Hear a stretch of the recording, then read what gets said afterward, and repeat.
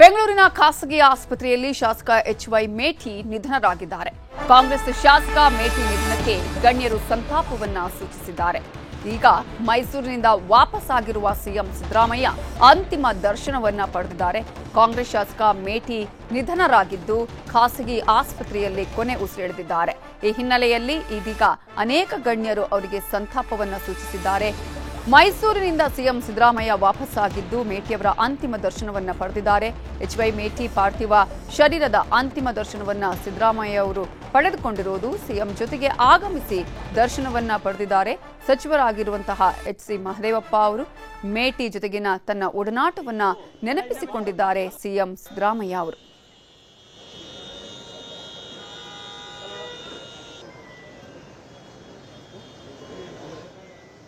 ಮೂರು ದಿನಗಳ ಹಿಂದೆ ಭೇಟಿ ಮಾಡಿದ್ದೆ. ಆಗ ಆಕ್ಸಿಜನ್ನು ತಗೊಳ್ತಕ್ಕಂಥ ಹೆಲ್ಪ್ ಮಾಡ್ತಕ್ಕಂಥ ಕೆಲಸ ಮಾಡಿದ್ದೆ. ಬಟ್ ಡಾಕ್ಟ್ರ್ ಜೊತೆ ಮಾತಾಡಿದೆ. ಡಾಕ್ಟ್ರು ಏನಾಗಲ್ಲ, ರಿಕವರ್ ಆಗ್ತಾರೆ. ಅವರು ಬಂದಾಗ ಭಾಳ ತೊಂದರೆ ಇತ್ತು, ಈಗ ತೊಂದರೆ ನಿವಾರಣೆ ಆಗ್ತಾ ಇದೆ ಅಂತ ಹೇಳಿದ ಮೇಲೆ ನನಗೆ ಇಷ್ಟು ಜಲ್ದಿ ನಿಧನರಾಗ್ತಾರೆ ಅಂತ ಗೊತ್ತಿರಲಿಲ್ಲ. ಒಬ್ಬ ಅತ್ಯಂತ ನಿಷ್ಠಾವಂತ ಮತ್ತು ನನಗೆ ಬಹಳ ಆಪ್ತನಾಗಿದ್ದಂಥ ಮಾಜಿ ಮಂತ್ರಿಯಾಗಿದ್ದಂಥ ಅರಣ್ಯ ಮಂತ್ರಿ ಆಗಿದ್ದರು. ಆಮೇಲೆ ಒಮ್ಮೆ ಸಂಸದ ಸದಸ್ಯರಾಗಿ ಕೂಡ ಇದ್ದರು. 96ರಲ್ಲಿ ಪಾರ್ಲಿಮೆಂಟ್ ಎಲೆಕ್ಷನ್ ನಡೆದಾಗ ಮೇಟಿ ನೀನು ಬಾಗಲಕೋಟೆಯಲ್ಲಿ ನಿಂತ್ಕೋಬೇಕು ಅಂತಂದಾಗ ಮಂತ್ರಿ ಕೆಲಸ ಬಿಡ್ಬಿಟ್ಟು ನಿಂತ್ಕೊಂಡಿದ್ದೆ. ಅಷ್ಟರ ಮಟ್ಟಿಗೆ ಭಾಳ ನಿಯತ್ತಾದಂಥ ಮನುಷ್ಯ, ಜೊತೆಗೆ ನನಗೆ ಭಾಳ ಲಾಯಲ್ಲು, 100% ಲಾಯಲ್ ಆಗಿದ್ದಂಥ ಅಂಥವರು ನಮ್ಮನ್ನು ಅಗಲಿದ್ದಾರೆ. ಎಚ್.ವೈ. ಮೇಟಿಯವರು ನನಗೆ ಭಾಳ ಲಾಯಲ್ ಆಗಿದ್ದಂಥ ಒಬ್ಬ ರಾಜಕಾರಣಿ. ನನಗಿಂತ 1 ವರ್ಷ ದೊಡ್ಡವರು. ಈಗ 80 ವರ್ಷ ಆಗಿದೆ ಅವರಿಗೆ. ನನಗೆ 79 ನಡೀತಾ ಇದೆ. ಇದು ವೈಯಕ್ತಿಕವಾಗಿ ನಷ್ಟ ಕೂಡ ನನಗೆ.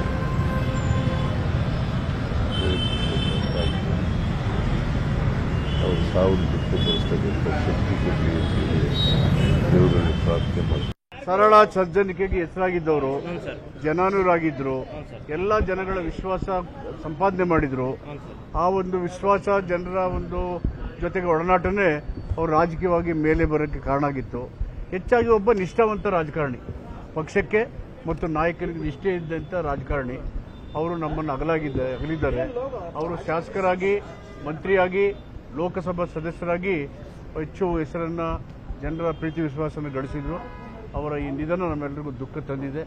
ಮುಖ್ಯಮಂತ್ರಿಗಳ ಜೊತೆ ನಾನು ಕೂಡ ಬಾಗಲಕೋಟೆಗೆ ಅವರ ಅಂತ್ಯಯಾತ್ರೆಯಲ್ಲಿ ಭಾಗವಹಿಸ್ತೇನೆ. ಅವರು ಮಂತ್ರಿ ಆಗಿದ್ದರಿಂದ ಸಿಟ್ಟಿಂಗ್ MLA MP ಸಕಲ ಸರ್ಕಾರಿ ಗೌರವಗಳೊಡನೆ ಅವರ ಅಂತ್ಯಕ್ರಿಯೆ ನಡೆಯುತ್ತೆ. ಮಾಜಿ ಸಚಿವ ಶಾಸಕರಾಗಿರುವ ಎಚ್.ವೈ. ಮೇಟಿ ನಿಧನಕ್ಕೆ ಡಿಸಿಎಂ ಡಿಕೆ ಶಿವಕುಮಾರ್ ಸಂತಾಪವನ್ನು ಸೂಚಿಸಿದ್ದಾರೆ. ನಾಳೆ ನಿಗದಿಯಾಗಿದ್ದ ಪುಸ್ತಕ ಬಿಡುಗಡೆ ಕಾರ್ಯಕ್ರಮವನ್ನು ಮುಂದೂಡಿಕೆ ಮಾಡಿದ್ದಾರೆ. ನಾಳೆ ಡಿಕೆ ಶಿವಕುಮಾರ್ ಅವರ ಪುಸ್ತಕ ಬಿಡುಗಡೆ ಕಾರ್ಯಕ್ರಮ ಇತ್ತು. ಆದರೆ ನಾಳೆ ನಿಗದಿಯಾಗಿದ್ದ ಪುಸ್ತಕ ಬಿಡುಗಡೆ ಕಾರ್ಯಕ್ರಮವನ್ನು ಇದೀಗ ಪೋಸ್ಟ್ಪೋನ್ ಮಾಡಿದ್ದಾರೆ. ನೀರಿನ ಹೆಜ್ಜೆ ಪುಸ್ತಕ ಬಿಡುಗಡೆ ಕಾರ್ಯಕ್ರಮ ಇತ್ತು, ಆದರೆ ಆ ಕಾರ್ಯಕ್ರಮವನ್ನ ಇದೀಗ ಎಚ್.ವೈ. ಮೇಟಿ ಅವರು ನಿಧನರಾಗಿರುವಂತಹ ಹಿನ್ನೆಲೆಯಲ್ಲಿ ಮುಂದೂಡಿಕೆ ಮಾಡಲಾಗಿದೆ. ವಿಧಾನಸೌಧದ ಬ್ಯಾಂಕ್ವೆಟ್ ಹಾಲ್ನಲ್ಲಿ ಕಾರ್ಯಕ್ರಮವನ್ನ ನಿಗದಿಪಡಿಸಲಾಗಿತ್ತು. ಮೇಟಿ ಅವರ ಅಂತ್ಯಕ್ರಿಯೆಗೆ ಬಾಗಲಕೋಟೆಗೆ ಹೋಗಬೇಕಾಗಿದೆ ಅಂತ ಡಿಸಿಎಂ ಡಿಕೆ ಶಿವಕುಮಾರ್ ಹೇಳಿದ್ದಾರೆ. ನಾಳೆ ನನ್ನ ನೀರಿನ ಹೆಜ್ಜೆ ಪುಸ್ತಕ ಬಿಡುಗಡೆ ಕಾರ್ಯಕ್ರಮ ಇದ್ದಿದ್ದನ್ನ ಕ್ಯಾನ್ಸಲ್ ಮಾಡಿಕೊಂಡು ಅದನ್ನ ಮುಂದೂಡಿಕೆ ಮಾಡಿ ಮೇಟಿ ನಿಧನರಾಗಿರುವ ಹಿನ್ನೆಲೆಯಲ್ಲಿ ಅವರ ಅಂತ್ಯಕ್ರಿಯೆಗೆ ತೆರಳಬೇಕಾಗಿರುವುದರಿಂದ ನಾಳೆಯ ಕಾರ್ಯಕ್ರಮವನ್ನ ಮುಂದೂಡ್ತಾ ಇದ್ದೇನೆ ಅಂತ ಹೇಳಿ ಡಿಸಿಎಂ ಡಿಕೆ ಶಿವಕುಮಾರ್ ಹೇಳಿದ್ದಾರೆ. ಶಾಸಕರಾದಂಥ ಮೇಟಿಯವರು ಆರೋಗ್ಯ ಬಹಳ ಏರುಪೇರಾಗಿತ್ತು. ನನಗೆ ಬಹಳ ದುಃಖದ ವಿಚಾರ ಬಂದಿದೆ. ನಾಳೆ ನನ್ನ ನೀರಿನ ಹೆಜ್ಜೆ ಪುಸ್ತಕ ಬಿಡುಗಡೆ ಇತ್ತು. ಮುಖ್ಯಮಂತ್ರಿಗಳು ಈಗ ನನ್ನ ಹತ್ರ ಮಾತಾಡಿದ್ರು. ಬಾಗಲಕೋಟೆಗೆ ಹೋಗಬೇಕಾದಂಥ ಒಂದು ಪರಿಸ್ಥಿತಿ ಬಂದಿದೆ. ಸೊ ಅದಕ್ಕೆ ನಾವು ಆ ಕಾರ್ಯಕ್ರಮವನ್ನು ನೀರಿನ ಹೆಜ್ಜೆ ಪುಸ್ತಕ ಬಿಡುಗಡೆ ಕಾರ್ಯಕ್ರಮವನ್ನು ಮುಂದೂಡಿದ್ದೀವಿ. ಮತ್ತೆ ಮುಖ್ಯಮಂತ್ರಿಗಳ ಹತ್ರ ಟೈಮ್ ತೆಗೆದುಕೊಂಡು ಆ ಕಾರ್ಯಕ್ರಮವನ್ನು ಕೊಡ್ತೀವಿ. ನಮ್ಮ ಮೇಟಿಯವರು ಬಹಳ ಆತ್ಮೀಯರು. ಸಿದ್ದರಾಮಯ್ಯನವ್ರ ಜೊತೆಯಲ್ಲೇ ನಮ್ಮ ಪಕ್ಷಕ್ಕೆ ಬಂದು ಸೇರಿ ಮಂತ್ರಿಯಾಗಿ ಕೂಡ ಕೆಲಸ ಮಾಡಿದವರು. ಭಗವಂತ ಕುಟುಂಬದವ್ರಿಗೆ ಅವರ ನ್ಯಾಯಕ್ಕೆ ಕೂಡ ಶಕ್ತಿ. ಶಾಸಕ HY ಮೇಟಿ ನಿಧನ ಹಿನ್ನೆಲೆಯಲ್ಲಿ ಕೆಲವೇ ಕ್ಷಣಗಳಲ್ಲಿ ಆರ್ಟಿ ನಗರದ ನಿವಾಸಕ್ಕೆ ಮೇಟಿ ಮೃತದೇಹವನ್ನ ರವಾನೆ ಮಾಡಲಾಗುತ್ತೆ. ಆರ್ಟಿ ನಗರ ನಿವಾಸದ ಬಳಿ ಅಂತಿಮ ದರ್ಶನಕ್ಕೆ ವ್ಯವಸ್ಥೆಯನ್ನ ಮಾಡಲಾಗಿದೆ. ಸ್ಥಳೀಯ ಪೊಲೀಸರು ಭದ್ರತಾ ವ್ಯವಸ್ಥೆಯನ್ನ ಕೈಗೊಂಡಿದ್ದಾರೆ. HY ಮೇಟಿ ನಿವಾಸದ ಮುಂಭಾಗ ರಸ್ತೆ ಬಂದ್ ಮಾಡಿ ಇದೀಗ ವ್ಯವಸ್ಥೆಯನ್ನ ಮಾಡಲಾಗ್ತಾ ಇದೆ. ಬೆಂಗಳೂರಿನ ಖಾಸಗಿ ಆಸ್ಪತ್ರೆಯಲ್ಲಿ HY ಮೇಟಿ ನಿಧನವನ್ನು ಹೊಂದಿದ್ದಾರೆ. ಈಗಾಗಲೇ ಅನೇಕ ಗಣ್ಯರು ಬಂದು ಅವರ ಅಂತಿಮ ದರ್ಶನವನ್ನ ಪಡೆದಿದ್ದಾರೆ, ಸಂತಾಪವನ್ನ ಸೂಚಿಸಿದ್ದಾರೆ. ಇನ್ನು ಕೆಲವೇ ಹೊತ್ತಿನಲ್ಲಿ ಮೇಟಿಯವರ ಆರ್ಟಿ ನಗರದ ನಿವಾಸಕ್ಕೆ ಮೃತದೇಹವನ್ನ ತಗೊಂಡು ಬರಲಾಗುತ್ತೆ.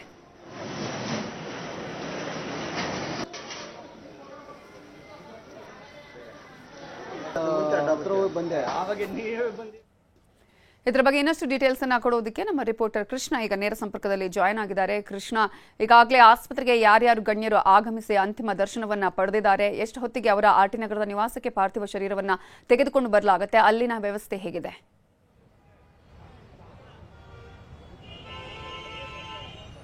ನವಿತಾ, ರಾಜ್ಯ ಕಾಂಗ್ರೆಸ್ನಲ್ಲಿ ಅತ್ಯಂತ ಹಿರಿಯ ನಾಯಕರು ಮತ್ತೆ ಮುಖ್ಯಮಂತ್ರಿ ಸಿದ್ದರಾಮಯ್ಯವರಿಗೆ ಬೇಕಾದಂತ ಅತ್ಯಂತ ನಿಷ್ಠಾವಂತ ನಾಯಕರು ಅಂತ ಹೇಳಬಹುದು HY ಮೇಟಿ ಅವರು. ಈಗ ಅವರು ಶ್ವಾಸಕೋಶದ ಸಮಸ್ಯೆಯಿಂದ ಬಳಲ್ತಾ ಇದ್ರು. ಈಗ ಆಸ್ಪತ್ರೆಯಲ್ಲಿ ಚಿಕಿತ್ಸೆಯನ್ನು ಕೂಡ ಪಡೆತಾ ಇದ್ರು. ಮೊನ್ನೆ ದಿನ ಮುಖ್ಯಮಂತ್ರಿಗಳು ಕೂಡ ಬಂದು ಅವರನ್ನು ಭೇಟಿ ಮಾಡಿ ಆರೋಗ್ಯ ವಿಚಾರಣೆ ಕೂಡ ಮಾಡಿದ್ರು. ಅಂತ ಸಂದರ್ಭದಲ್ಲಿ ಚೆನ್ನಾಗಿ ಕೂಡ ಮಾತಾಡಿದ್ರು ಅನ್ನೋ ಮಾಹಿತಿ ಕೂಡ ಸಿಕ್ಕಿರುವಂತದ್ದು. ಇವತ್ತು ಅನಾರೋಗ್ಯದಿಂದ ಮಧ್ಯಾಹ್ನ 12:30 ಸುಮಾರಿಗೆ ಅವರು ಕೊನೆಯ ಉಸಿರನ್ನ ಎಳೆದಿರುವಂತದ್ದು. ಇದೀಗ ಮುಖ್ಯಮಂತ್ರಿ ಸಿದ್ದರಾಮಯ್ಯ ಬಂದು ಅವರ ಕೊನೆಯಾದಾಗ ಈ ಪಾರ್ಥಿವ ಶರೀರವನ್ನು ಮೃತದೇಹ ದರ್ಶನವನ್ನು ಕೂಡ ಪಡೆದುಕೊಂಡು ಹೋಗಿರುವಂತದ್ದು. ಮತ್ತೆ ಮುಖ್ಯಮಂತ್ರಿಗಳು ಕೂಡ ಎಲ್ಲೋ ಒಂದ್ ಕಡೆ ಅವರ ಜೊತೆಗಿದ್ದಂತ ಒಡನಾಟ ಹಿಂದೆ 2013 ಕೂಡ ಮುಖ್ಯಮಂತ್ರಿಗಳಾದಂತಹ ಸಂದರ್ಭದಲ್ಲಿ ಅವರು ಕೂಡ ಮಂತ್ರಿ ಆಗಿದ್ರು HY ಮೇಟಿ ಅವರು. ಆದರೆ ಬೇರೆ ಬೇರೆ ಕಾರಣಗಳಿಂದ ಮಂತ್ರಿ ಆಗಿ ಅವರ ಮಂತ್ರಿ ಸ್ಥಾನಕ್ಕೆ ರಾಜೀನಾಮೆ ಕೊಟ್ಟರು. ಅದಾದ ನಂತರವಾಗಿ 2018 ಚುನಾವಣೆಯಲ್ಲಿ ಕೂಡ ಸ್ಪರ್ಧೆಯನ್ನು ಮಾಡಿರಲು ಸೋತರು. ಅದಾದ ನಂತರವಾಗಿ 2023 ವಿಧಾನಸಭಾ ಚುನಾವಣೆ ಕೂಡ ನಿಂತು ಎಲೆಕ್ಷನ್ ಗೆದ್ರು. ಆ ಬಾಗಲಕೋಟೆ ಭಾಗದಲ್ಲಿ ಅತ್ಯಂತ ಪ್ರಬಲ ನಾಯಕರು.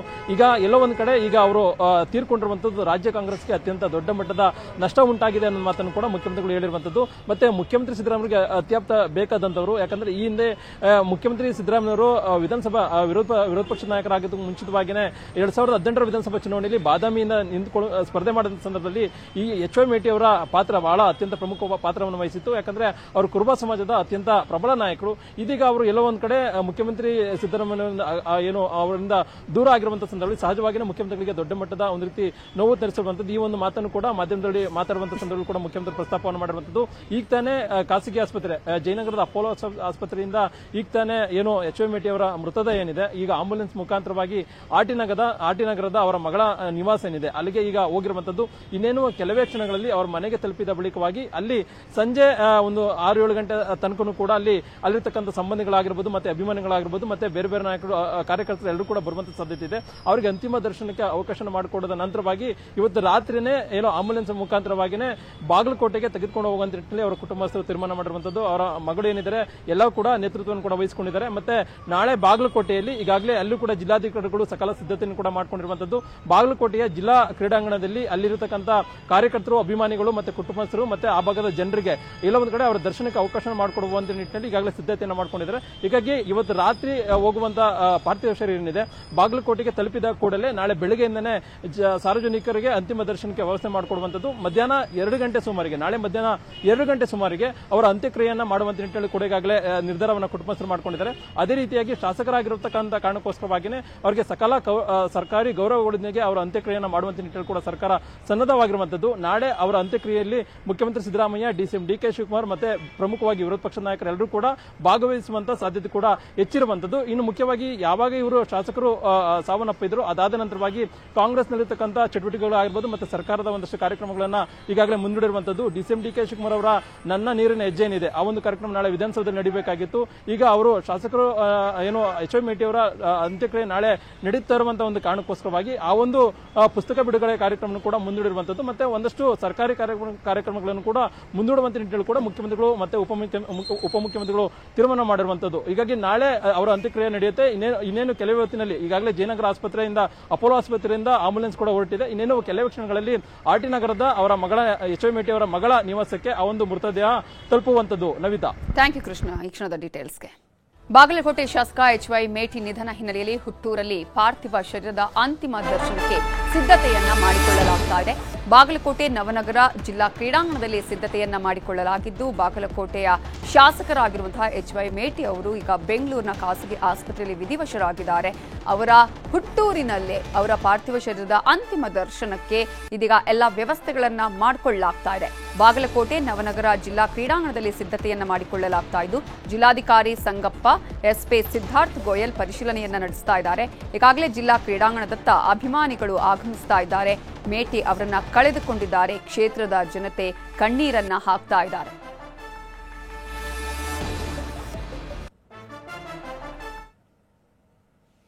ಈಗಾಗಲೇ ನಮ್ಗೆ ಏನ್ ಮಾಹಿತಿ ಬಂದಿದೆ, ಅವರು ಸಂಜೆ ಬೈ ರೋಡ್ ಮುಖಾಂತರ ಅಲ್ಲಿಂದ ಬರಕ್ಕೆ ಪ್ಲಾನ್ ಮಾಡ್ತಾ ಇದ್ದಾರೆ. ಇನ್ನು ಫೈನಲ್ ಆಗಿಲ್ಲ. ಅವರು ಸಂಜೆ ಅಥವಾ ಆಲ್ಮೋಸ್ಟ್ ಲೇಟ್ ರಾತ್ರಿ ಅಲ್ಲಿಂದ ಬಿಟ್ರೆ ಇಲ್ಲಿ 3:15 4 ಗಂಟೆಗೆ ಇಲ್ಲಿ ಬಾಗಲಕೋಟೆಗೆ ರೀಚ್ ಆಗ್ತಾರೆ. ಬಾಗಲಕೋಟೆಯಲ್ಲಿ ಅವ್ರ ಫ್ಯಾಮಿಲಿ ರಿಕ್ವೆಸ್ಟ್ ಪ್ರಕಾರ ನಾವು ಬೆಳಿಗ್ಗೆ 5 ಅಥವಾ 6 ಗಂಟೆಯಿಂದ ಬಾಗಲಕೋಟೆಯಲ್ಲಿ ಸ್ಟೇಡಿಯಂ ಅಲ್ಲಿ ನಾವು ಪ್ಲಾನ್ ಮಾಡ್ತಾ ಇದ್ದೀವಿ. 6 ಗಂಟೆಯಿಂದ ಸುಮಾರು 12 ಗಂಟೆ ತನಕ ಇಲ್ಲಿ ದರ್ಶನ ಇರುತ್ತೆ. 12 ಗಂಟೆ ಮುಗಿದ ನಂತರ ಅವರು ಸ್ವಂತ ಊರು ತಿಮ್ಮಾಪುರ್ಗೆ ಹೋಗ್ತಾ ಇದ್ದಾರೆ. ಕ್ರಿಮೇಷನ್ ಅಲ್ಲಿ ತಿಮ್ಮಾಪುರಲ್ಲಿ ಆಗತ್ತೆ. ತಿಮ್ಮಾಪುರಲ್ಲಿ ಇನ್ನೂ ಅವರು ಜಾಗ ಡಿಸೈಡ್ ಮಾಡ್ತಾ ಇದ್ದಾರೆ. ಬಟ್ ಸುಮಾರು ಬೆಳಿಗ್ಗೆ 5 ಗಂಟೆಯಿಂದ 12 ಗಂಟೆ ತನಕ ಬಾಗಲಕೋಟೆಯಲ್ಲಿ ಇರುತ್ತೆ. ಅರೌಂಡ್ 1:15 ಗಂಟೆಯಿಂದ up to the time of cremation ಅವರು ಏನ್ ಡಿಸೈಡ್ ಮಾಡ್ತಾರೆ ಅಲ್ಲಿ ತಿಮ್ಮಾಪುರಲ್ಲಿ ಇರುತ್ತೆ. 2 ಕಡೆ ನಾವು ಬಂದೋಬಸ್ತ್ ಮಾಡ್ತಾ ಇದೀವಿ. ಇಲ್ಲಿ ಕೂಡ ಬಂದೋಬಸ್ತ್ ಮಾಡ್ತಾ ಇದೀವಿ. ಎನ್ ರೂಟ್ ಇಲ್ಲಿಂದ ತಿಮ್ಮಾಪುರ್ ಕಡೆ ಕೂಡ ಮಾಡ್ತಾ ಇದೀವಿ. ಎನ್ ರೂಟ್ ಕೂಡ ಮಾಡ್ತಾ ಇದೀವಿ. ತಿಮ್ಮಾಪುರಲ್ಲಿ ಕೂಡ ನಾವು ಮಾಡ್ತಾ ಇದೀವಿ. ಅದ್ರ ಜೊತೆಗೆ ಕೆಲವು VIPs ಬರ್ತಾರೆ. ಈಗಾಗಲೇ ನಮ್ಗೆ ಮಾಹಿತಿ ಪ್ರಕಾರ CM ಅವರು ಬರಬಹುದು. ಅದನ್ನು ಕೂಡ ನಾವು ಪ್ಲಾನ್ ಮಾಡ್ತಾ ಇದೀವಿ. ಸದ್ಯಕ್ಕೆ ಮಾಹಿತಿ ಪ್ರಕಾರ ಬರಬಹುದು. ಇನ್ನು ಟೈಮ್ ಫೈನಲ್ ಮಾಡ್ತಾ ಇದ್ದಾರೆ. ಬೆಳಿಗ್ಗೆ 6 ಗಂಟೆಯಿಂದ 12 ಗಂಟೆ ಮಧ್ಯಾಹ್ನ ತನಕ. ಇವತ್ತು ಈವ್ನಿಂಗ್ ಅಲ್ಲಿಂದ ಸ್ಟಾರ್ಟ್ ಮಾಡ್ತಾರೆ ಬೆಂಗಳೂರಿಂದ. ಅರ್ಲಿ ಮಾರ್ನಿಂಗ್ ಆಲ್ಮೋಸ್ಟ್ 3 ಗಂಟೆ ಅಥವಾ 2 ಗಂಟೆ ಇಲ್ಲಿ ರೀಚ್ ಆಗಬಹುದು. ಇನ್ನು ಡಿಸೈಡ್ ಮಾಡ್ತಾರೆ ಅವರು. ಈಗ ಜಾಸ್ತಿ ಆಯ್ತು. ಅವ್ರ ಫ್ಯಾಮಿಲಿ ನಮ್ಗೆ ರಿಕ್ವೆಸ್ಟ್ ಮಾಡಿದ್ರೆ ನಮ್ಗೆ 2 hours ಟೈಮ್ ಕೊಡಿ, ನಾವೆಲ್ಲ ಪ್ಲಾನ್ ಮಾಡಿ ನಿಮ್ಗೆ ಹೇಳ್ತೇವೆ. ಇನ್ನು ಬಾಗಲಕೋಟೆಯಲ್ಲಿ HY ಮೇಟಿ ಅವರ ಅಂತಿಮ ದರ್ಶನಕ್ಕೆ ಸಾರ್ವಜನಿಕ ವ್ಯವಸ್ಥೆ ಮಾಡಲಾಗುತ್ತೆ. ಹಾಗಾಗಿ ಯಾವ ರೀತಿಯಾಗಿ ತಯಾರಿ ನಡೀತಾ ಇದೆ ಅನ್ನೋದ್ರ ಬಗ್ಗೆ ನಮ್ಮ ರಿಪೋರ್ಟರ್ ಮಂಜುನಾಥ್ ಈಗ ಸ್ಥಳದಿಂದ ಪ್ರತ್ಯಕ್ಷ ವರದಿ ಕೊಟ್ಟಿದ್ದಾರೆ. ನೋಡೋಣ. ಬಾಗಲಕೋಟೆಯ ಶಾಸಕ HY ಮೇಟಿ ಅವರ ನಿಧನದಿಂದಾಗಿ ಈಗ ಸದ್ಯಕ್ಕೆ ಬಾಗಲಕೋಟೆಯ ನವನಗರದ ಜಿಲ್ಲಾ ಕ್ರೀಡಾಂಗಣ ಮತ್ತು ತಿಮ್ಮಾಪುರ ಗ್ರಾಮದಲ್ಲಿ ಸಾರ್ವಜನಿಕರ ದರ್ಶನಕ್ಕಾಗಿ ವ್ಯವಸ್ಥೆಯನ್ನು ಕಲ್ಪಿಸುವುದಕ್ಕೆ ಜಿಲ್ಲಾಡಳಿತ ಸಿದ್ಧತೆಯನ್ನು ನಡೆಸಿರುವಂಥದ್ದು. ಸದ್ಯ ನಾನೀಗ ನವನಗರದ ಜಿಲ್ಲಾಡಳಿತ ಭವನದ ಮುಂದೆ ಇದ್ದೀನಿ. ಇದು ಜಿಲ್ಲಾ ಕ್ರೀಡಾಂಗಣದಲ್ಲಿ ಪಾರ್ಥಿವ ಶರೀರ ಆಗಮಿಸಿದ ಬಳಿಕ ಅಂದರೆ ನಾಳೆ ಬೆಳಗ್ಗೆ 6 ಗಂಟೆಯಿಂದ ಮಧ್ಯಾಹ್ನ 1 ಗಂಟೆವರೆಗೆ ಈ ಒಂದು ಜಿಲ್ಲಾ ಕ್ರೀಡಾಂಗಣದಲ್ಲಿ ಸಾರ್ವಜನಿಕರ ದರ್ಶನಕ್ಕೆ ಇಲ್ಲಿ ವ್ಯವಸ್ಥೆಯನ್ನು ಕಲ್ಪಿಸಲಾಗುತ್ತೆ. ಈ ಹಿನ್ನೆಲೆಯಲ್ಲೇ ಈಗ ಸದ್ಯಕ್ಕೆ ಬಾಗಲಕೋಟೆಯ SP ಆಗಿರುವಂತಹ ಸಿದ್ಧಾರ್ಥ್ ಗೋಯಲ್ ಅವರು ಮತ್ತು ಜಿಲ್ಲಾಧಿಕಾರಿ ಸಂಗಪ್ಪ ಅವರು ಸೇರಿದಂತೆ ವಿವಿಧ ಇಲಾಖೆಗಳ ಅಧಿಕಾರಿಗಳು ಇಲ್ಲಿಗೆ ಆಗಮಿಸಿ ಪರಿಶೀಲನೆಯನ್ನು ಕೂಡ ನಡೆಸಿದ್ದಾರೆ. ಇನ್ನು ಮೇಟಿ ಅವರ ನಿಧನದಿಂದಾಗಿ ಅವರ ಅಭಿಮಾನಿಗಳಲ್ಲಿ ಒಂದು ಸಾಕಷ್ಟು ದುಃಖ ಮನೆ ಮಾಡಿದೆ ಅಂತ ಹೇಳ್ಬೋದು. ಹಿರಿಯ ಜೀವ ಆದರೆ 80 ವಯಸ್ಸಿನ HY ಮೇಟಿ ಅವರು ಹಲವು ಬಾರಿ ಶಾಸಕರಾಗಿ 2 ಬಾರಿ ಸಚಿವರಾಗಿ ಕೆಲಸ ಮಾಡಿದ್ರು ಕೂಡ ಅಭಿಮಾನಿಗಳಲ್ಲಿ ಮತ್ತು ಅವರ ಕಾರ್ಯಕರ್ತರಲ್ಲಿ ಒಬ್ಬ ಮನೆಯ ಕುಟುಂಬದ ಹಿರಿಯ ಸದಸ್ಯನ ಇರುವಂತೆ ತಮ್ಮ ಒಂದು ಒಡನಾಟವನ್ನು ಹೊಂದಿದ್ರು. ಇಂತಹ ಒಂದು ಅವರ ಒಡನಾಟವನ್ನ ಇಲ್ಲಿರ್ತಕ್ಕಂಥ ಅಭಿಮಾನಿಗಳು ಮತ್ತು ಮುಖಂಡರುಗಳು ಮೆಲುಕು ಹಾಕ್ತಾ ಇರುವಂತದ್ದು. ಈಗ ಸದ್ಯಕ್ಕೆ ನೀವು ಈ ದೃಶ್ಯದಲ್ಲಿ ನೋಡ್ತಾ ಇದ್ದೀರಿ. ಒಂದು ನಿಧನದ ಸುದ್ದಿ ತಿಳಿದ ಬಳಿಕ ಇಲ್ಲಿ ನಾಳೆ ಜಿಲ್ಲಾ ಕ್ರೀಡಾಂಗಣಕ್ಕೆ ಇಲ್ಲಿ ಸಾರ್ವಜನಿಕ ವ್ಯವಸ್ಥೆಯನ್ನ ಮಾಡಲಾಗ್ತಾ ಇದೆ. ಈ ಒಂದು ಸ್ಥಳಕ್ಕೆ ಈಗ ಅವರ ಅಭಿಮಾನಿಗಳಾಗಿರಬಹುದು, ಕಾಂಗ್ರೆಸ್ನ ಮುಖಂಡರುಗಳಾಗಿರಬಹುದು ಭೇಟಿಯನ್ನ ನೀಡ್ತಾ ಇದ್ದಾರೆ. ಇಲ್ಲಿರ್ತಕ್ಕಂಥ ವ್ಯವಸ್ಥೆಗಳನ್ನ ಪರಿಶೀಲನೆ ಮಾಡುವಂತ ಕೆಲಸ ಕೂಡ ಆಗ್ತಾ ಇದೆ. ಮತ್ತೊಂದು ಕಡೆ ತಿಮ್ಮಾಪುರ ಗ್ರಾಮದಲ್ಲಿಯೂ ಕೂಡ ಕುಟುಂಬಸ್ಥರು ತಮ್ಮ ದುಃಖದ ಮಡುವಿನಲ್ಲಿ ಇರುವಂತದ್ದು. ಸದ್ಯ ನಾನೀಗ ಕಾಂಗ್ರೆಸ್ ಮುಖಂಡರಾಗಿರುವಂತಹ ಸಂತೋಷ್ ಹೊಕ್ರಾನಿ ಅವರಿಂದ ಮತ್ತಷ್ಟು ಮಾಹಿತಿಯನ್ನು ಪಡ್ಕೊಳ್ತಾ ಇದ್ದೇನೆ. ಸರ್, ನಾಳೆ ಎಷ್ಟು ಗಂಟೆಗೆ ಇಲ್ಲಿ ಪಾರ್ಥಿವ ಶರೀರ ಆಗಮಿಸ್ತಾ ಇದೆ? ಏನೇನೆಲ್ಲ ವ್ಯವಸ್ಥೆಗಳು ಆಗ್ತಾ ಇದೆ ಅಂತ ಹೇಳಿ ಸರ್? ಇದೀಗ ತಾನೇ ತಾವು ನೋಡಿದಂಥ TV ಚಾನೆಲ್ಗಳಲ್ಲಿ ಸನ್ಮಾನ್ಯ ಮೇಟಿ ಸಾಹೇಬ್ರ ಅಗಲಿಕೆ ನಮ್ಮನ್ನೆಲ್ಲರನ್ನೂ ಅನಾಥ ಮಾಡಿದೆ ಅಂತ ತಪ್ಪಾಗಲಿಕ್ಕಿಲ್ಲ. ನಾಡ ಕಂಡಂಥ ಅತ್ಯಂತ ಪ್ರಭಾವಿ ರಾಜಕಾರಣಿ, ಸರಳ ಸಜ್ಜನಿಕೆಯ ರಾಜಕಾರಣಿ ಅಂತ ತಪ್ಪಾಗಲಿಕ್ಕಿಲ್ಲ. ಜಿಲ್ಲಾ ಕ್ರೀಡಾಂಗಣದಲ್ಲಿ ನಾಳೆ ಸಾರ್ವಜನಿಕ ಜಿಲ್ಲಾ ಕ್ರೀಡಾಂಗಣದಲ್ಲಿ ಇವತ್ತು ಹೇಳಬೇಕಪ್ಪ ಅಂತಂದ್ರೆ ಇದೀಗ ತಾನೇ ನಮ್ಮ ಜಿಲ್ಲಾಧಿಕಾರಿಗಳು ಹಾಗೂ ಪೊಲೀಸ್ ವರಿಷ್ಠಾಧಿಕಾರಿಗಳು ಬಂದು ಈ ಜಿಲ್ಲಾ ಕ್ರೀಡಾಂಗಣದಲ್ಲಿ ನಾಳೆ ಅವರು ಅಂತಿಮ ದರ್ಶನಕ್ಕೆ ಏನು ವ್ಯವಸ್ಥೆ ಕೂಡ ಜಿಲ್ಲಾಡಳಿತದಿಂದ ಮಾಡ್ತಾ ಇದ್ದಾರೆ. ಬೆಂಗಳೂರಿಂದ ಎಷ್ಟೊತ್ತಿಗೆ ಅಲ್ಲಿಂದ ಅವ್ರು ಬಿಡ್ತಾರೆ ಅನ್ನೋದ್ರ ಮೇಲೆ ಇಲ್ಲಿ ಕಾರ್ಯಕ್ರಮಗಳ ಸಮಯ ನಿಗದಿ ಆಗುತ್ತೆ. ಆದ್ರೆ ನಾಳೆ ಮಧ್ಯಾಹ್ನ ಸುಮಾರು 2 ಗಂಟೆಗೆ ಅವರ ಸ್ವಗ್ರಾಮವಾದಂಥ ತಿಮ್ಮಾಪುರದಲ್ಲಿ ಅವರ ಲಕ್ಷಾಂತರ ಜನ ಅವರ ಅಂತ್ಯಕ್ರಿಯೆಯಲ್ಲಿ ಭಾಗವಹಿಸ್ತಾರೆ ಅಂತ ಹೇಳಿ ಈ ಮೂಲಕ ಹೇಳಕ್ಕೆ ಇಚ್ಛೆ. ಇದಿಷ್ಟು ಕಾಂಗ್ರೆಸ್ ಮುಖಂಡರಾಗಿರುವಂತಹ ಸಂತೋಷ್ ಹೊಕ್ರಾಣಿ ಅವರ ಮಾತುಗಳು. ಮಂಜುನಾಥ್ ತಳವಾರ್, ನ್ಯೂಸ್ 18 ಕನ್ನಡ, ಬಾಗಲಕೋಟೆ. ಮಂಗಳೂರಿನ ಕದ್ರಿ ರಸ್ತೆಯಲ್ಲಿ ಹೊಸ ರೂಲ್ಸ್ ಮಾಡಲಾಗಿದೆ. ಇನ್ನು ಮುಂದೆ ರಸ್ತೆ ಬಳಕೆ ಮಾಡಬೇಕು ಅಂತ ಹೇಳಿದ್ರೆ ಶುಲ್ಕವನ್ನ ಕಟ್ಟಬೇಕಂತೆ. ಸ್ಮಾರ್ಟ್ ಸಿಟಿ ಯೋಜನೆಯ ಅಡಿಯಲ್ಲಿ ರಸ್ತೆ ಅಭಿವೃದ್ಧಿಯನ್ನ ಮಾಡಲಾಗುವಂತಹ ಸಂದರ್ಭದಲ್ಲಿ ರಸ್ತೆ ಬಳಕೆ ಮಾಡಬೇಕು ಅಂತ ಹೇಳಿದ್ರೆ ನೀವು ಶುಲ್ಕವನ್ನ ಕಟ್ಟಬೇಕು ಅನ್ನುವಂತಹ ಹೊಸ ರೂಲ್ಸ್ ಅನ್ನ ಮಾಡಲಾಗಿದೆ. ಇದು ದಕ್ಷಿಣ ಕನ್ನಡದ ಮಂಗಳೂರಿನ ಕದ್ರಿ ರಸ್ತೆಯಲ್ಲಿ ಇರುವಂತಹ ಒಂದು ಶುಲ್ಕದ ವಿಚಾರ. ಈ ರಸ್ತೆಯಲ್ಲಿ 5 ನಿಮಿಷಕ್ಕಿಂತ ಹೆಚ್ಚು ಇದ್ರೆ 50 ರೂಪಾಯಿ ಕಟ್. ಕದ್ರಿ ಪಾರ್ಕ್ ರಸ್ತೆಯಲ್ಲಿ ವಾಹನ ಸಂಚಾರಕ್ಕೆ ಶುಲ್ಕವನ್ನ ಹಾಕಲಾಗಿದ್ದು ಫಾಸ್ಟ್ಯಾಗ್ ಮೂಲಕ ಶುಲ್ಕ ಕಡಿತ ಮಾಡೋದಕ್ಕೂ ಕೂಡ ಸಿದ್ಧತೆಯನ್ನ ಮಾಡಿಕೊಳ್ಳಲಾಗಿದೆ. 12 ಕೋಟಿ ವೆಚ್ಚದಲ್ಲಿ ಕದ್ರಿ ಪಾರ್ಕ್ ಅನ್ನ ಅಭಿವೃದ್ಧಿಗೊಳಿಸಲಾಗಿದ್ದು ಅಮರ್ ಇನ್ಫ್ರಾ ಕಂಪನಿಯಿಂದ ರಸ್ತೆ ಅಭಿವೃದ್ಧಿ ಮಾಡಲಾಗಿದೆ. ಕದ್ರಿ ಪಾರ್ಕ್ ಸಂಪರ್ಕಿಸುವ 2 ಕಡೆಗಳಲ್ಲಿ ಕ್ಯಾಮೆರಾವನ್ನ ಹಾಕಲಾಗಿದೆ. ರಡಾರ್ ಬೇಸ್ ಮಾದರಿಯ ಅತ್ಯಾಧುನಿಕ ಕ್ಯಾಮೆರಾವನ್ನ ಇಲ್ಲಿ ಹಾಕಲಾಗಿರೋದು. ಇದು ವಾಹನದ ನಂಬರ್ ಪ್ಲೇಟ್ ಇಮೇಜ್ ಅನ್ನ ಸೆರೆ ಹಿಡಿಯುತ್ತೆ. ಇದು ರಡಾರ್ ಬೇಸ್ ಮಾದರಿಯ ಕ್ಯಾಮೆರಾ. ಈಗ ಅಲ್ಲಿ ವಾಹನ ನಂಬರ್ ಪ್ಲೇಟ್ ಏನು ಅನ್ನೋದ್ರ ಫೋಟೋವನ್ನ ಇದು ಸೆರೆ ಹಿಡಿಯುತ್ತೆ. ಇದನ್ನ ವಾಹನಗಳ ಫಾಸ್ಟ್ಯಾಗ್ಗೆ ಲಿಂಕ್ ಮಾಡಲಾಗತ್ತೆ. 5 ನಿಮಿಷದಲ್ಲಿ ರೋಡ್ ಕ್ರಾಸ್ ಮಾಡದಿದ್ರೆ 50 ರೂಪಾಯಿ ಕಟ್ ಆಗುತ್ತೆ ಈ ಫಾಸ್ಟ್ಯಾಗ್ ಮೂಲಕ. ಸ್ಮಾರ್ಟ್ ಸಿಟಿ ಶುಲ್ಕ ಬರೆಗೆ ಸಾರ್ವಜನಿಕರು ತೀವ್ರ ಆಕ್ರೋಶವನ್ನ ವ್ಯಕ್ತಪಡಿಸ್ತಾ ಇದ್ದಾರೆ. ಜನರನ್ನ ಲೂಟಿ ಮಾಡುವಂತಹ ಕೆಲಸ ಇದು ಅಂತ ಹೇಳಿ ಆಕ್ರೋಶವನ್ನ ವ್ಯಕ್ತಪಡಿಸ್ತಾ ಇದ್ದಾರೆ. ಕದ್ರಿ ಪಾರ್ಕ್ಗೆ ಈಗಾಗಲೇ ಪ್ರವೇಶ ಶುಲ್ಕವನ್ನ ವಿಧಿಸಲಾಗಿದೆ. ವಯಸ್ಕರಿಗೆ 10 ರೂಪಾಯಿ, 6 ರಿಂದ 2 ವರ್ಷದ ಮಕ್ಕಳಿಗೆ 5 ರೂಪಾಯಿ ಪ್ರವೇಶ ಶುಲ್ಕ, ಫೋಟೋಗೆ 500 ರೂಪಾಯಿ, ವಿಡಿಯೋ ಚಿತ್ರೀಕರಣಕ್ಕೆ 5,000 ರೂಪಾಯಿ ಪ್ರವೇಶ ಶುಲ್ಕವನ್ನ ವಿಧಿಸಲಾಗಿದೆ. ಆದ್ರೆ ಇದೀಗ ರೋಡ್ ಕ್ರಾಸ್ ಏನಾದ್ರೂ ಮಾಡಲಿಲ್ಲ 5 ನಿಮಿಷದಲ್ಲಿ ಆ ಭಾಗದಲ್ಲಿ ಅಂತ ಹೇಳಿದ್ರೆ ಆಗ ಫಾಸ್ಟ್ಯಾಗ್ ಮೂಲಕ 50 ರೂಪಾಯಿ ಕಟ್ ಆಗುತ್ತೆ. ಈ ರೀತಿಯ ಶುಲ್ಕ ಬರವನ್ನ ಹಾಕ್ತಾ ಇದ್ದಾರೆ. ಇದು ವಸೂಲಿ ದಂಧೆ ಅಂತ ಹೇಳ್ತಾ ಇದ್ದಾರೆ ಸಾರ್ವಜನಿಕರು. ಕದ್ರಿ ಉದ್ಯಾನವನದಲ್ಲಿ ಎಷ್ಟೋ ಮಂದಿ ಒಂದು ವಾಕಿಂಗ್ ಬರೋದಾಗಿರ್ಬೋದು ಅಥವಾ ಒಂದು ಮಕ್ಕಳನ್ನು ಕರ್ಕೊಂಡು ಇಲ್ಲಿ ತಿರುಗಲಿಕ್ಕೆ ಬರೋದಾಗಿರ್ಬೋದು ಮಾಡ್ತಾ ಇದ್ರು. ನಾವು ರಾಷ್ಟ್ರೀಯ ಹೆದ್ದಾರಿಗೆ ಟೋಲ್ ನೀಡುವುದನ್ನು ನೋಡಿದ್ದೇವೆ. ಈಗ ನಮ್ಮ ಈ ಪಾರ್ಕ್ನ ಒಳಗಡೆ ಟೋಲ್ ನೀಡುವಂಥ ಪರಿಸ್ಥಿತಿ ನಿರ್ಮಾಣವಾಗಿದೆ. ನಿಜವಾಗಿ ನಾಚಿಕೆ ಆಗಬೇಕು. ಒಂದು ಟ್ಯಾಕ್ಸ್ ಕಲೆಕ್ಟ್ ಮಾಡಬೇಕು, ಒಂದು ದುಡ್ಡು ಕಲೆಕ್ಟ್ ಮಾಡಬೇಕು, ಅದನ್ನು ನ್ಯಾಯಯುತವಾಗಿ ಕಲೆಕ್ಟ್ ಮಾಡಬೇಕು, ಜನರನ್ನು ಲೂಟಿ ಕಲೆಕ್ಟ್ ಮಾಡೋದಲ್ಲ. ಪಾರ್ಕಲ್ಲಿ ಟೋಲ್ ಅಂತೆ, ಸ್ಮಾರ್ಟ್ ಸಿಟಿ ಅಂತೆ. ಬ್ಯಾನರ್ ಹಾಕುವಾಗ ಹೇಳುದು ಮಂಗಳೂರನ್ನು ಸ್ಮಾರ್ಟ್ ಸಿಟಿ ಮಾಡುತ್ತಿದ್ದೇವೆ, ಕೋಟಿಗಟ್ಟಲೆ ಹಣ ಮಂಗಳೂರಿನ ಕದ್ರಿ ಪಾರ್ಕಿಗೆ ರಿಸರ್ವ್ ಇಟ್ಟಿದ್ದೇವೆ, ಮಂಗಳೂರು ಸ್ಮಾರ್ಟ್ ಆಗ್ತಿದೆ ಅಂತ. ಸ್ಮಾರ್ಟ್ ಇವರ ಕರ್ಮ. ಇಲ್ಲಿ ಟೋಲ್ಗಳನ್ನು ನಿರ್ಮಾಣ ಮಾಡಿ ಇಲ್ಲಿ ದುಡ್ಡು ಲೂಟಿ ಮತ್ತೆ ಇವರೆಂತ ಕರ್ಮ ಕೊಡುದಾ? ಅದರ ಬದಲು ನಮ್ಮ ಊರಿನವರೇ ನಾವೇ ನಿರ್ಮಿಸ್ತೇವೆ. ನಮಗೆ ಬೇರೆಯವರು ನಮ್ಮಂದ ಹಣ ಲೂಟಿ ಬೇರೆಯವರ ಹೆಸರು ಪಡೆದುಕೊಳ್ಳುವುದು ಬೇಡ, ಯಾವುದೇ ಗೌರ್ಮೆಂಟ್ ಹೆಸರು ಪಡೆದುಕೊಳ್ಳುವುದು ಬೇಡ. ನಮ್ಮ ದುಡ್ಡಂತೆ ನಾವು ಕಲೆಕ್ಟ್ ಮಾಡುವುದಂತೆ, ಅದನ್ನು ಜನಗಳಿಂದ ರಿಕವರ್ ಮಾಡುವುದಂತೆ. ನಾಚಿಕೆ ಆಗಬೇಕು. ಆದ ಕಾರಣ ಇಲ್ಲಿ ಜನರ ಸಮಸ್ಯೆ ಆಗುವಾಗ ಮಾತಾಡುವಂಥ ಒಂದು ಯೋಗ್ಯತೆ ಇಲ್ಲದ ಅಯೋಗ್ಯರನ್ನು ನಾವು ಇಲ್ಲಿ ಆರಿಸ್ತೇವೆ ಎಂಬಂತ ಒಂದು ಮನೋಭಾವನೆ ನಮಗೆ ಬಂದಿದೆ. ಕದ್ರಿ ರಸ್ತೆಗೆ ಟೋಲ್ ಗೇಟ್ ಅಳವಡಿಕೆಯ ಚಿಂತನೆ ವಿಚಾರವಾಗಿ ನ್ಯೂಸ್ 18ಗೆ ಸ್ಮಾರ್ಟ್ ಸಿಟಿ ಎಂಡಿ ಆಗಿರುವಂತಹ ಅರುಣ್ ಪ್ರಭಾ ಮಾತಾಡಿದ್ದಾರೆ. ಕದ್ರಿ ಪಾರ್ಕ್ ರಸ್ತೆಯ ಇಕ್ಕೆಲೆಗಳಲ್ಲಿ 100 ವಾಹನಗಳ ಪಾರ್ಕಿಂಗ್ಗೆ ಸ್ಥಳಾವಕಾಶ ಇದೆ. ರಸ್ತೆಗೆ ಎಂಟ್ರಿ ಆಗಿ ಮತ್ತೆ ಎಕ್ಸಿಟ್ ಆಗುವಾಗ 10 ನಿಮಿಷ ಜಾಸ್ತಿ ಆದ್ರೆ 50 ರೂಪಾಯಿ ಕಟ್ ಆಗಲಿದೆ. ಕದ್ರಿ ಪಾರ್ಕ್ ಅನ್ನ ಮತ್ತಷ್ಟು ಸುಂದರಗೊಳಿಸಿ ದರ ನಿಗದಿ ಮಾಡ್ತೇವೆ. ಕದ್ರಿ ಪಾರ್ಕ್ಗೆ ಟೋಲ್ ಸಂಗ್ರಹ ಮಾಡೋದು ನಮ್ಮ ಗುರಿಯಲ್ಲ, ಆದ್ರೆ ಸುಸಜ್ಜಿತವಾಗಿ ಪಾರ್ಕಿಂಗ್ ವ್ಯವಸ್ಥೆ ಆಗಬೇಕು ಅನ್ನುವಂತಹ ಕಾರಣಕ್ಕಾಗಿಯೇ ಈ ವ್ಯವಸ್ಥೆ ಆಗಲಿದೆ. ಎಲ್ಲಾ ಇಲಾಖೆಯಿಂದ ಒಪ್ಪಿಗೆ ಪಡೆದು ಈ ಚಿಂತನೆ ನಡೆಸ್ತಾ ಇದ್ದೇವೆ ಅಂತ ಹೇಳಿದ್ದಾರೆ. ಅಲ್ಲಿ ಪಾರ್ಕಿಂಗ್ ಅಂದರೆ ಕಾರ್ ಪಾರ್ಕಿಂಗ್ ಮಾಡಿದ್ದೇವೆ, ಹಾಗೆ ಸ್ಕೂಟರ್ ಪಾರ್ಕಿಂಗ್ ಕೂಡ ಉಂಟು.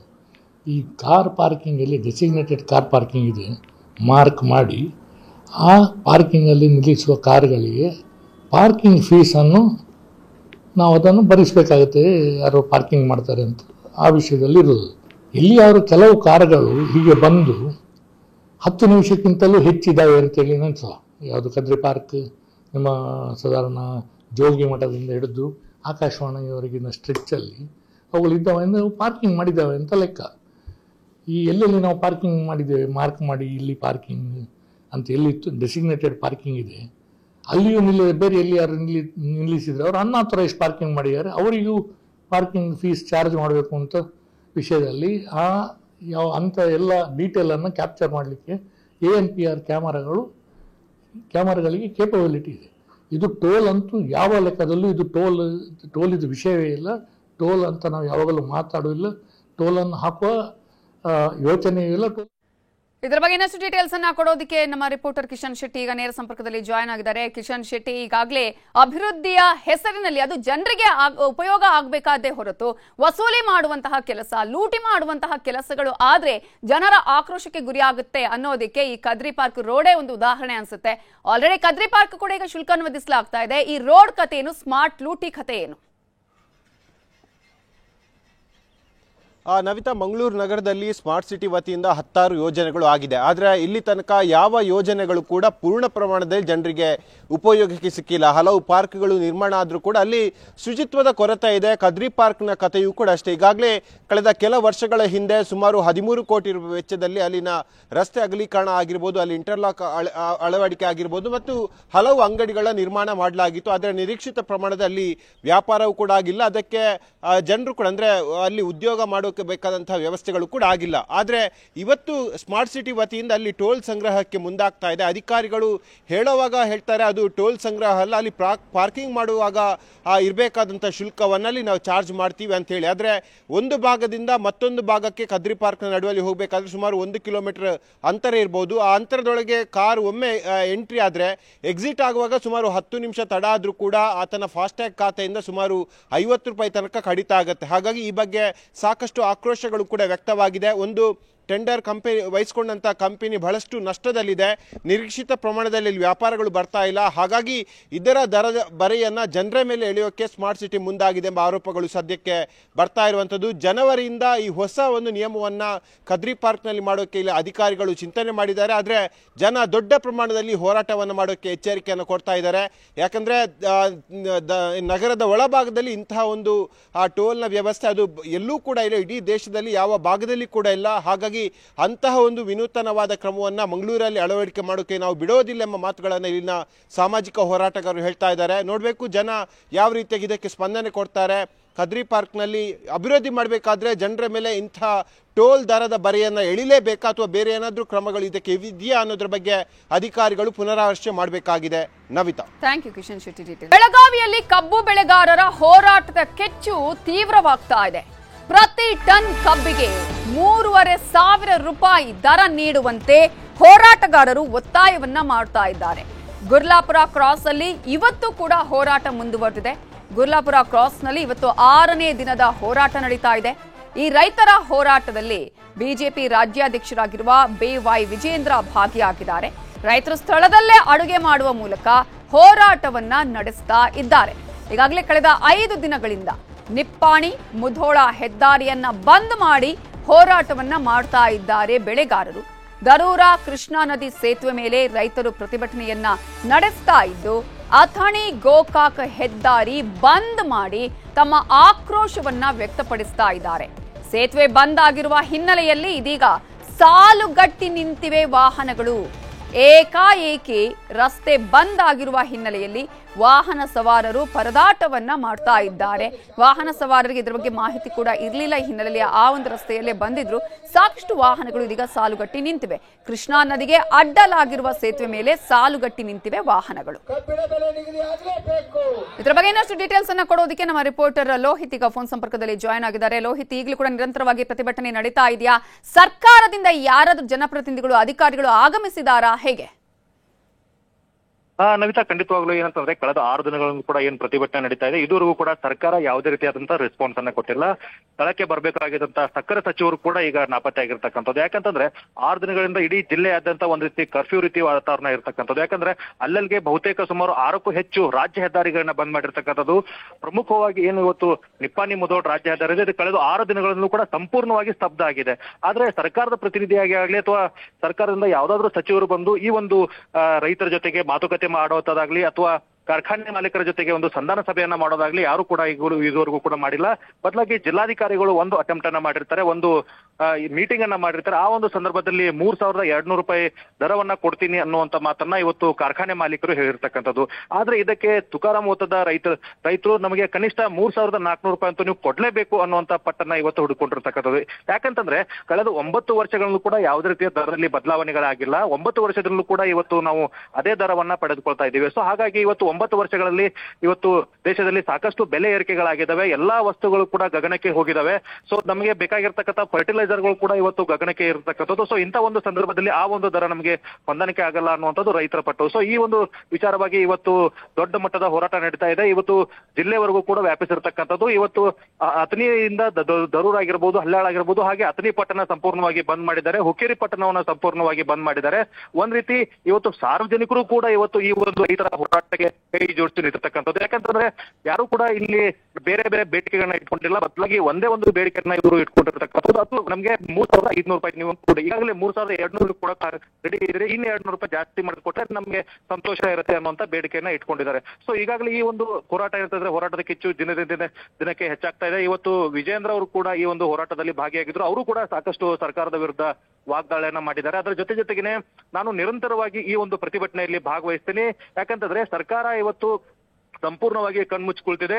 ಸರ್ಕಾರವನ್ನ ಬಡಿದೆಬ್ಬಿಸುವಂತ ಕೆಲಸ ಇವತ್ತು ನಾವು ಪ್ರತಿಪಕ್ಷವಾಗಿ ನಾವು ಕೂಡ ಮಾಡ್ತೀವಿ. ರೈತರ ಹೋರಾಟಕ್ಕೆ ನಮ್ಮ ಸಂಪೂರ್ಣ ಬೆಂಬಲ ಇದೆ. ರೈತರು ಏನು ಇವತ್ತು ಬೇರೆ ಏನು ಕೇಳ್ತಾ ಇಲ್ಲ, ಅವರು ಬೆಲೆಯನ್ನ ಕೇಳ್ತಾ ಇದ್ದಾರೆ. ಸೊ ಆ ನಿಟ್ಟಿನಲ್ಲಿ ಇವತ್ತು ಸರ್ಕಾರ ಮತ್ತೆ ಕಾರ್ಖಾನೆ ಮಾಲೀಕರ ಮಧ್ಯೆ ಹೊಂದಾಣಿಕೆ ಮಾಡಿಕೊಂಡು ಇವತ್ತು ಸಚಿವರು ಏನಿವತ್ತು ಸಕ್ಕರೆ ಸಚಿವರು ಅವರ ಜವಾಬ್ದಾರಿ ಆಗುತ್ತೆ. ಸೊ ಅವರು ಕೂಡ ಈ ಒಂದು ಸಮಸ್ಯೆಗೆ ಬಗೆಹರಿಸಿಕೊಂಡು ಅವರು ಇವತ್ತು ಬರ್ದೇ ಇದ್ರೆ ನಾಳೆಯೂ ಕೂಡ ನಾನು ಈ ಒಂದು ಪ್ರತಿಭಟನೆಯಲ್ಲಿ ಭಾಗಿಯಾಗೋದ್ರ ಮೂಲಕ ರೈತರ ಹೋರಾಟಕ್ಕೆ ನಾವು ಬೆನ್ನೆಲುಬಾಗಿ ನಿಲ್ತೀವಿ ಅನ್ನುವಂತ ಮಾತನ್ನ ಹೇಳಿರ್ತಕ್ಕಂಥದ್ದು. Navita, thank you Rohit ಡೀಟೇಲ್ಸ್ಗೆ.